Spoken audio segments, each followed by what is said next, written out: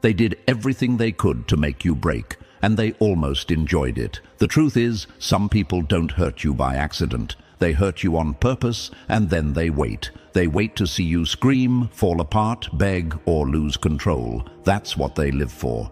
Chaos, misery, shame.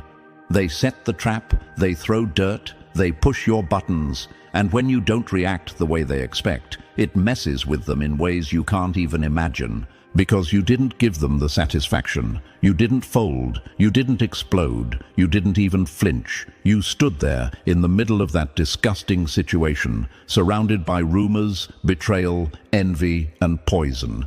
And you handled it with calm, with class, with the kind of quiet strength that doesn't make noise, but leaves an echo they can't stop hearing.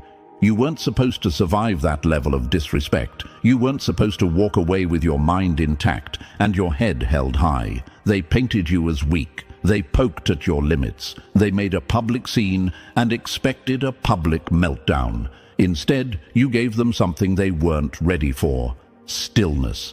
That dangerous kind of stillness that says, "I saw what you did, and I'm not breaking." If this message already feels like your story, press the like button and subscribe, not just to support this voice, but to return power to your own. Thank you for being part of this mission. This movement is growing because of you. And now, look around. The silence after the storm is louder than the noise ever was. The same people who wanted to destroy you are watching from a distance, confused. The ones who lied on your name are whispering now, asking each other if you really knew all along. The snakes are coiled up quiet, not because they're done, but because they realize they failed. And what's worse than a snake who bites? A snake who bites and still loses.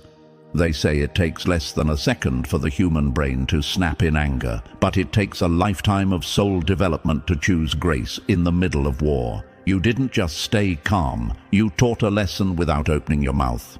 That's not weakness. That's power. That's rare. That's what people don't know how to copy. Because anyone can clap back. But not everyone can clap up and rise above filth without smelling like it. Some of them are now trying to act like it never happened. Others pretend they were on your side the whole time. A few are even studying your moves in silence, trying to figure out how you kept your cool when they know, deep down, they wouldn't have. That's what separates you from them. Not just how you handle success, but how you handle betrayal. Anyone can smile when things go right, but you smiled when things went ugly. You didn't need to raise your voice. Your silence said more than words ever could. You didn't need revenge. Your healing exposed them louder than revenge ever would. And now, their little plan. It's backfiring. The attention they tried to steal from you is circling right back. But not as pity, as respect, because real people saw what happened. Real ones watched how you handled it. And they're talking. This isn't just about one disgusting moment. It's about all the moments, back to back, where you were pushed to the edge, tested behind closed doors, and left standing alone while people laughed behind your back. And somehow, you didn't let that harden your heart. You didn't become what they were. You became something better. There were nights where your chest felt